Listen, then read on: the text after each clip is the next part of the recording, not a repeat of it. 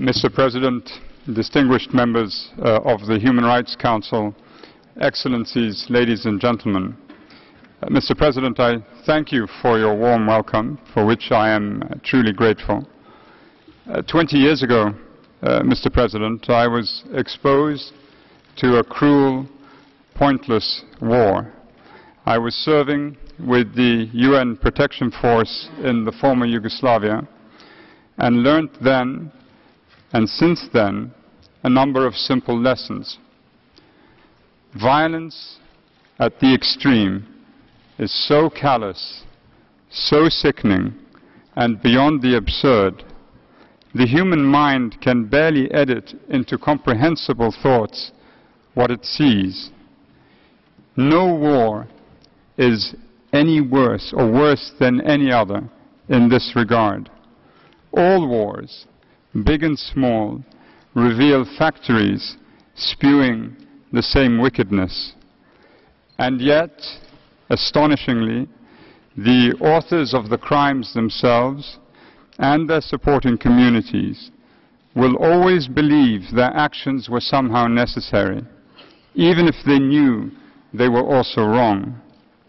Indeed, every individual, political party, association, ethnic, sectarian or national group, or government discriminating and inflicting violence on others believes that when doing so, they are excused or absolved by circumstance or history.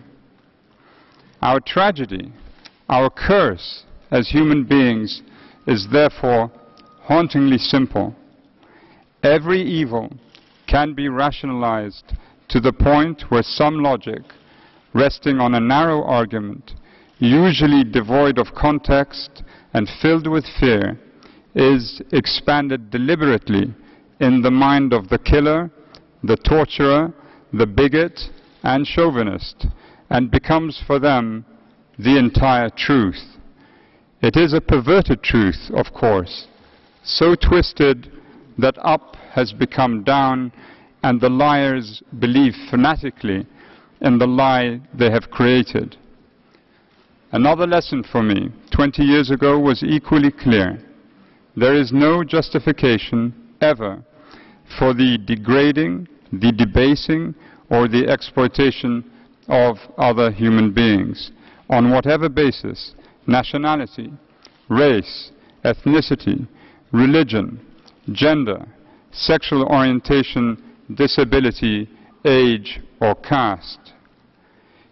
Yet today, the international news, however it is streamed to us, is still filled with the sobbing of victims, of the oppressed, of the poor alongside the remains and ashes of the killed. This remains a most pathetic stain on humanity's record of achievement. We must therefore persevere together until we bend the course of humanity's future to a destination more hopeful and enlightened, in which human decency is the only currency of human interaction and is valued above and beyond material wealth or cleverness alone. After all, the world is not in need of an even greater number of highly intelligent people, nor politically powerful or extremely rich people. Many of them are consequential, yes, but they alone will not save us. To rescue this blue, marble-looking sphere, our planet, we need, and here we must agree with His Holiness Pope Francis, we need more compassionate, profoundly considerate, and wise people piloting our collective fate. And they must be courageous too. Today, I am deeply honored to be with you, the distinguished members of the Human Rights Council. I look forward to working again with those friends I have known for many years and to meeting you all in person over the succeeding weeks. I similarly hope we will collaborate and do good work together over the next few years. In this vein, I am privileged to follow the course set firmly by my predecessors, almost all of whom I have known personally, some very closely, and all of whom I have held in the highest esteem. They were all human rights defenders of the first rank, exceptional and courageous, and motivated by the unequaled courage of those who risk their future and their families to confront justice, or to confront injustice, when they see it. Here, I would like to make a simple point. Courage is the first human virtue, revered the world over, the very virtue we value most as human beings. The courageous individual is not he or she who wields great political power, or points a gun at those who do not have one. That is not courage. The courageous individual is he or she who has nothing to wield but common sense, reason, and the law, and is prepared to forfeit future, family, friends, and even life in defense of others or to end injustice. In its most magnificent form, the courageous individual undertakes this exertion without ever threatening or taking the life of someone else, and certainly not someone defenseless. As the Viennese thinker Stefan Zweig wrote after having lived through one world war and fled another, and I quote, "Our greatest debt of gratitude is to those who in these inhuman times confirms the human in us," end quote. Human rights defenders are these courageous people, and we must do everything we can to protect them and celebrate them. The UN is often slow to recognize this. Captain Mbaye Diagne of Senegal was probably the most courageous man who ever served with the UN, but until recently was never recognized by the UN headquarters for his sacrifice. He saved possibly 1,000 people in Rwanda in the spring of 1994 and lost his life doing so. And he never hurt anybody. He never hurt anybody. By contrast, the Takfiris who recently murdered James Foley and hundreds of other defenseless victims in Iraq and Syria, do they believe they are acting courageously, barbarically slaughtering captives? What virtue are they demonstrating exactly? They reveal only what a Takfiri state would look like should this movement actually try to govern in the future. It would be a harsh, mean-spirited house of blood, where no shade would be offered, nor shelter given to any non-Takfiri in their midst. In the Takfiri world, unless your view is identical to theirs, and theirs is extremely narrow and unyielding, you forfeit your right to life. In the Takfiri mind, as we have seen in Nigeria, Afghanistan, Pakistan, Yemen, Kenya, Somalia, Mali, Libya, Syria, and Iraq, and throughout the world where they have attacked innocent people, including on 9/11, there is no love of neighbor, only annihilation to those Muslims, Christians, Jews, and others, altogether the rest of humanity, who believe differently to them. Mr. President, it humbles me to know I am to follow the course that Navi Pillay and her predecessors have mapped out for the office, working together with the previous Human Rights Commission and now the Council. I first met Navi Pillay many years ago while we were both engaged with the International Criminal Court. And her personal dedication to the court, together with that of the Secretary General, will be reflected and extended further by the office over the next 4 years while I am High Commissioner. Navi Pillay was one of the greatest senior officials the UN has ever had, and one of the most able, formidable High Commissioners for Human Rights. That she could annoy many governments, and she did, was clear. But she believed deeply and movingly in the centrality of victims and of those who are discriminated against. They needed her vocal cords, her lungs, and her pen, and she made everyone listen. I pledge to continue along the same path, to be as firm yet always fair, critical of states when necessary, and full of praise when they deserve it. But I also believe that we must all be humble, and that while we continue to shorten our patience with those who discriminate against and abuse others, we should also lengthen our memories. The UN itself is not beyond reproach, and I know this firsthand. Context and history are also important. And in this vein, I welcome the panel discussion on historical memory being organized by the Cuban delegation during this session. It is important, very important, that we continue to strengthen the human rights pillar of the UN system. And to that end, the Secretary General's Rights Up Front initiative deserves our firmest support, especially if we are to integrate our efforts in the field well with other parts of the UN family for the sake of ending permanently the bitterest of human suffering.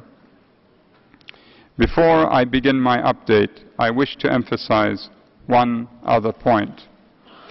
A ministerial level meeting will be held in New York on the 25th of September on the need for a code of conduct to be adopted by the permanent members of the UN Security Council regarding use of veto in situations where atrocities are ongoing and where those facts are well-founded.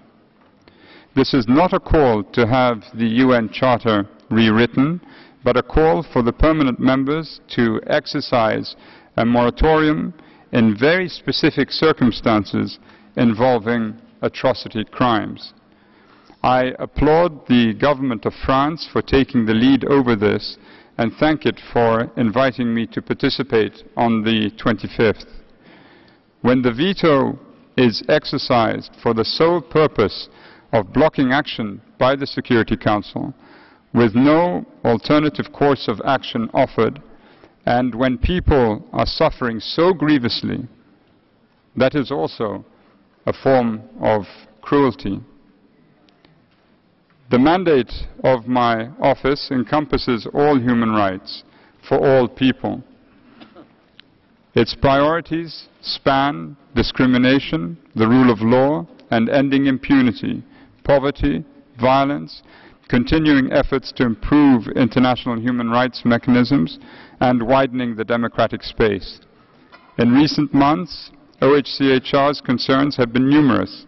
They have included severe acts of discrimination in many regions, widespread violations of economic and social rights due to failures of governance, and other concerns, apparent violations of human rights in the context of counterterrorism, sexual violence, attacks motivated by stereotypes and hatred of many kinds, over-incarceration, the death penalty, and many other issues. But my first address to this Council takes place at a time when conflicts in the Middle East and North Africa regions in particular are escalating dramatically. In Syria, more than 190,000 identified persons were killed between March 2011 and April this year, according to an analysis released by OHCHR last month. According to UNHCR, more than 3 million Syrians have fled their country, and 6.5 million more are internally displaced. In other words, almost half the people in Syria have fled their homes. Those wounded, orphaned, missing, detained, disappeared, displaced, malnourished, deprived of health care, and denied other critical services add to the incalculable human cost of this conflict.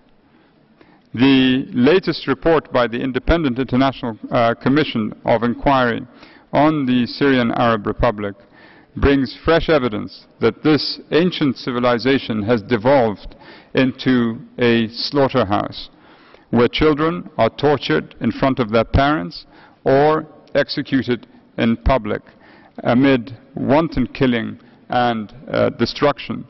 That report will be fully explored in the course of an interactive dialogue this session.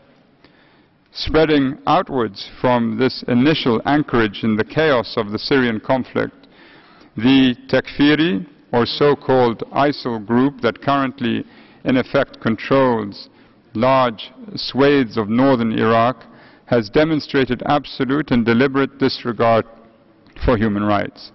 The scale of its use of brute violence against ethnic and religious groups is unprecedented in recent times, as the special session of this Council made clear last week.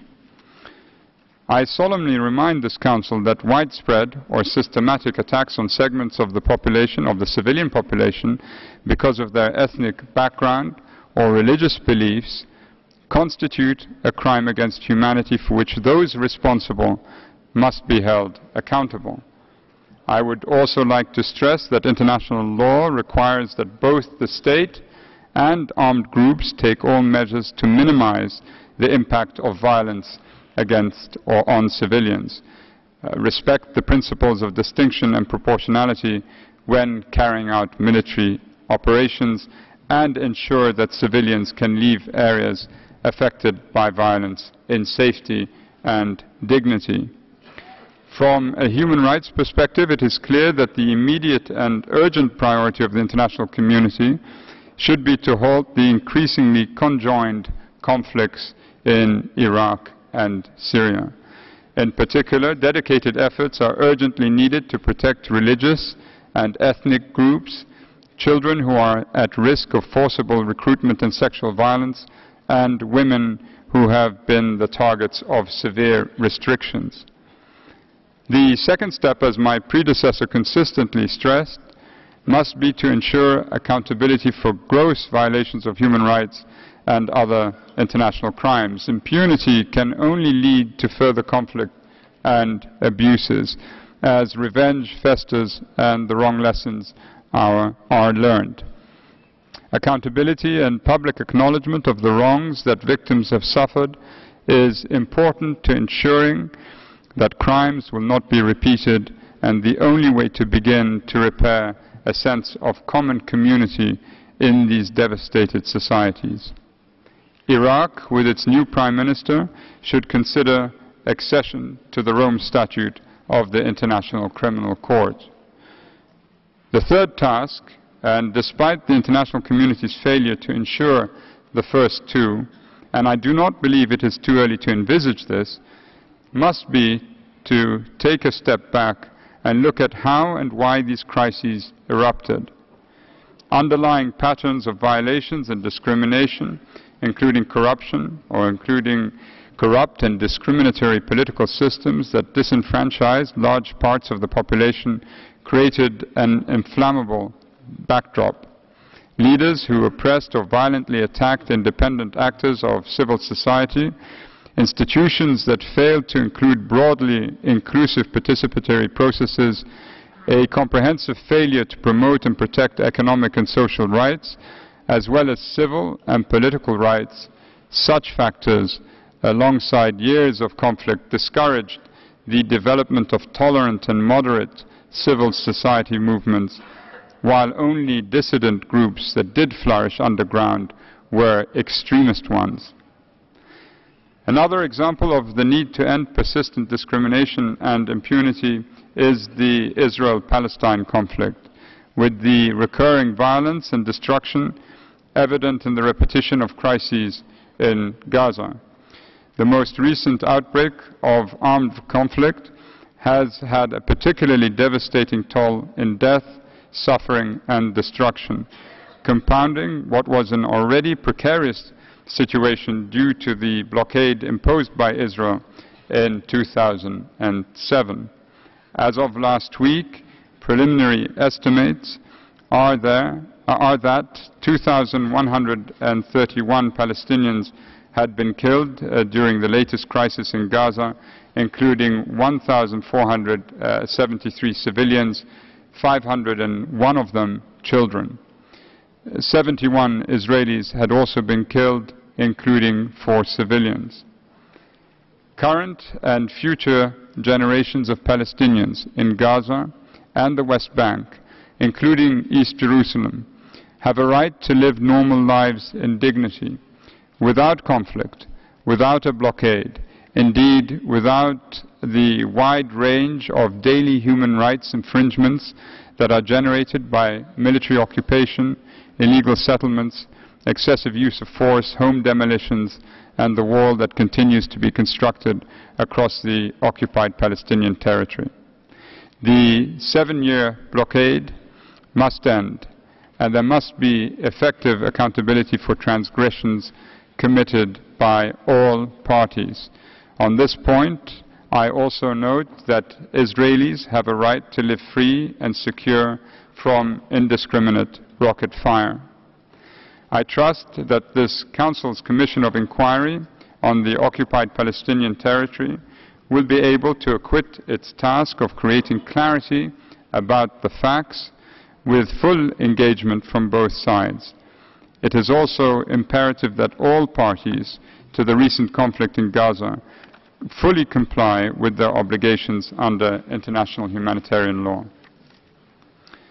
Since this Council last convened, the situation in Libya has deteriorated very rapidly and represents a growing threat to regional security. Multiple armed groups are indiscriminately shelling heavily populated areas through the use of heavy artillery and even aircraft, leading to the death and injury of civilians, including children. Living conditions for civilians in Tripoli and Benghazi have steadily deteriorated, with food, fuel, and electricity in diminishing supply. Health facilities have been severely affected by the violence, and common criminality is on the rise. I urge the parties involved in these hostilities to cease all violations of international law and end the fighting. We remain concerned about the situation in Ukraine. OHCHR's latest monthly report gives a full picture of current human rights challenges, especially in the east, where at least 3,000 people have been killed since mid-April this year.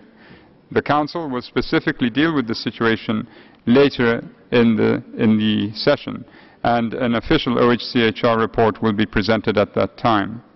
I must, however, reiterate that every effort must be made by both the Ukrainian government and the armed groups, as well as by neighboring states, including the Russian Federation, to protect civilians in this deplorable conflict and to ensure compliance with international law. In the Central African Republic, a near total absence of state control over most parts of the country continues to facilitate impunity for violations. Ex-Seleka and anti-Balaka forces continue their attacks, with the civilian population the main victims. The International Commission of Inquiry on CAR has already concluded that there are reasonable grounds to believe that all sides of the conflict have perpetrated serious violations of international humanitarian and human rights law since January 2013. In its second phase, the Commission will carry out investigations beyond Bangui.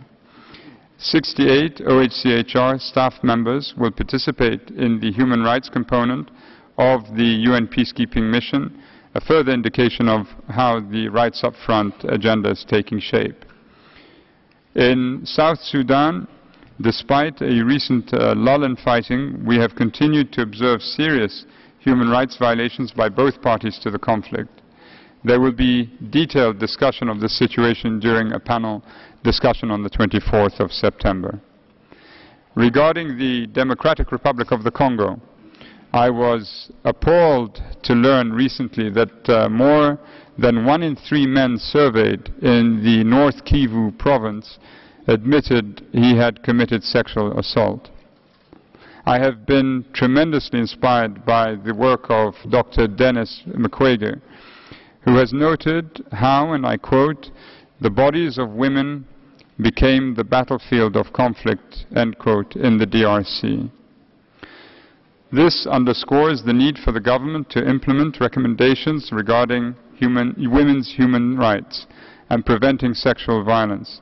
A report on the DRC will also be presented at this session of the Council. May I say also that I have been deeply impressed by the work of this Council's Commission of Inquiry on Human Rights in the Democratic People's Republic of Korea. I hope the General Assembly and Security Council will give this report their fullest attention and take steps to ensure accountability for those who have perpetrated crimes against humanity. Moreover, I attach great importance to the investigation on Sri Lanka mandated by this Council, on which OHCHR will report later in the session. I encourage the Sri Lankan authorities to cooperate with this process in the interests of justice and reconciliation. I am alarmed at threats currently being leveled against the human rights community in Sri Lanka, as well as prospective victims and witnesses. I also deplore recent incitement and violence against the country's Muslim and Christian minorities. Excellencies, in the resonant words of the preamble to the Universal Declaration of Human Rights, and I quote, "recognition of the inherent dignity and of the equal and inalienable rights of all members of the human family is the foundation of freedom, justice, and peace in the world," end quotation. Societies that uphold human rights are more resilient, more sustainable, and thus more secure. In raising an independent voice that can advocate for the voiceless, in identifying violations and gaps in states' protection, and assisting with technical capacity building, OHCHR is, in a very real sense, working to benefit all member states. I am determined to further strengthen that highly constructive engagement with member states on both bilateral and multilateral human rights issues, and I encourage member states to propose new methods of engagement, including transparent and cross-regional gatherings in informal settings. In strengthening their national human rights capacities and infrastructures, I will count on our close cooperation and partnership with UN country teams worldwide, as well as regional human rights mechanisms, bilateral donors, and other stakeholders active at country level, particularly national human rights institutions. OHCHR's mandate is to ensure that universal human rights norms are upheld, making no distinction between countries and dealing impartially and forcefully with all civil, political, economic, social, and cultural rights. Those universal norms are further clarified thanks to the persistent work of the independent, expert-led human rights mechanisms. As the custodians of human rights norms, the treaty bodies are uniquely qualified to grapple with challenging issues. These special rapporteurs are the eyes and ears of this Council. Both are practical sources of expert guidance for national policies, laws, and practice, while the Universal Periodic Review is an unprecedented tool to maintain a constant review of human rights developments in all member states. Like all my predecessors, I will give utmost importance to the findings of all these human rights mechanisms.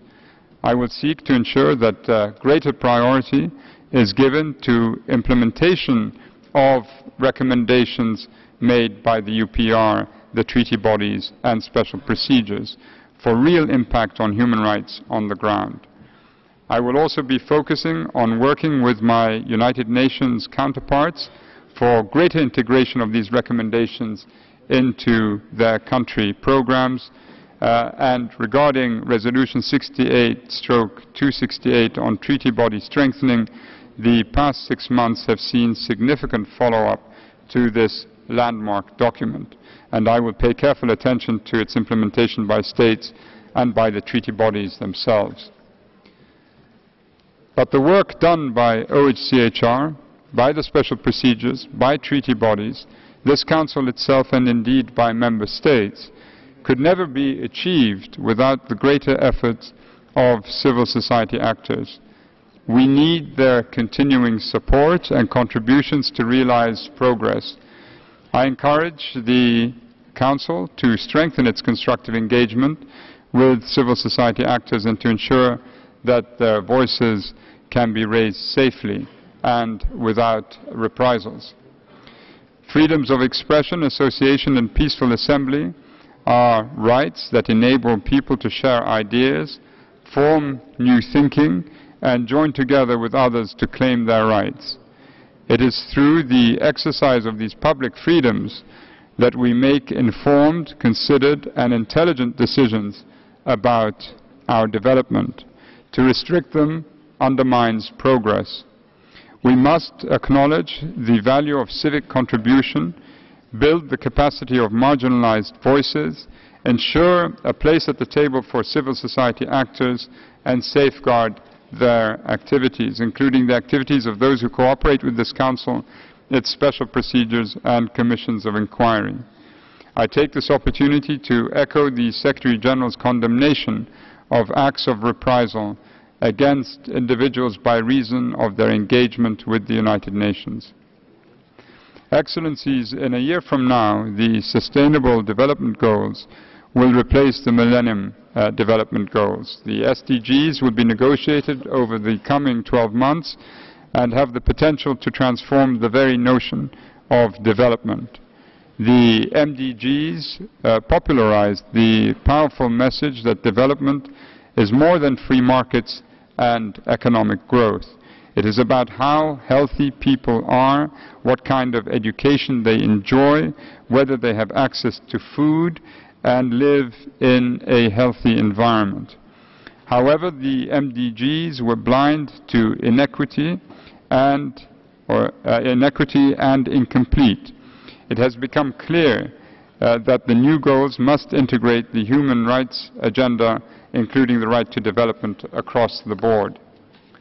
The enduring effects of the global economic crisis have challenged the realization of economic and social rights. They have exacerbated inequalities and deprived many of jobs, adequate health care, education, social protection programs, housing, clean water, and food. The impact of the crisis and austerity measures has been particularly acute for the most vulnerable and marginalized in society. The SDGs need to aim not only for freedom from want, including the rights to health, education, decent work, food, water, and sanitation, but equally freedom from fear. And here I would highlight rights relating to access to justice, personal security, and an equal voice and right to participate in public affairs. Perhaps no recent phenomenon could illustrate the indivisibility and interrelatedness of human rights better than the Ebola outbreak that is currently affecting several West African countries. The lack of adequate infrastructure for a life of dignity, including hospitals and sanitation, and conditions leading to distrust and civil disengagement with authorities, have compounded the effects of this terrible epidemic, placing human lives in grave danger, as well as undermining peace and security and development. Discrimination and inequalities of all kinds prevent people from achieving their full potential, and the SDGs must aim to overcome them. We also need a renewed global partnership to create an enabling environment for the right to development, not only through international aid and technological transfer or technology transfer, but also by reducing existing inequities in global governance and by aligning trade, finance and investment policy explicitly and systematically with human rights standards and principles. Finally, the goals will only make a difference to people if progress can be effectively monitored and if decision makers can be held to account for shortcomings. An important effort needs to be made to construct an accountability framework for the SDGs with indicators that can measure the actions and emissions of private, business and public authorities and flag where implementation is faltering. Clearly, this accountability framework should aim at maximum involvement by civil society and the general public. OHCHR has been particularly concerned by the human rights situation of migrants around the world, from the Mediterranean to the Indian Ocean and the deserts of the United States of America. We continue to see countless avoidable deaths of migrants in the course of their journeys, brutal forms of human trafficking, ill treatment at borders, and prolonged detention in deplorable conditions. Many migrants, including documented migrants, also suffer forced labor or dangerous, exploitative, or degrading working conditions, and these violations against migrants are frequently characterized by the victims' inability to gain redress from state officials. Along the borders of Europe, including most recently in the Spanish autonomous city of Melilla, reports allege forced returns, pushbacks, and ill treatment of migrants by security forces. Italian coast guards have assisted more than 100,000 migrants arriving by sea this year, but despite the good work, almost 1,900 people have died crossing the Mediterranean, and more must be done by the EU and its member states to deal with this tragic situation. In the Gulf Cooperation Council countries, attempts to develop better governance regarding labor migration from Asia have stalled, and exploitative control over migrant workers by their employers remains the dominant model. Conditions for migrant workers in the fishing industry in Thailand were recently made notorious by media reports, but that industry is not unique. I am also concerned by the shooting of Bangladeshi strawberry pickers in Greece after they had asked for months of back pay. I must emphasize that the detention of asylum seekers and migrants should only be applied as a last resort in exceptional circumstances for the shortest possible duration and according to procedural safeguards. Australia's policy of offshore processing for asylum seekers arriving by sea and its interception and turning back of vessels is leading to a chain of human rights violations, including arbitrary detention and possible torture following return to home countries. It could also lead to the resettlement of migrants in countries that are not adequately equipped. In Cyprus, migrants, including children, are routinely detained for periods that exceed 18 months in prison-like conditions.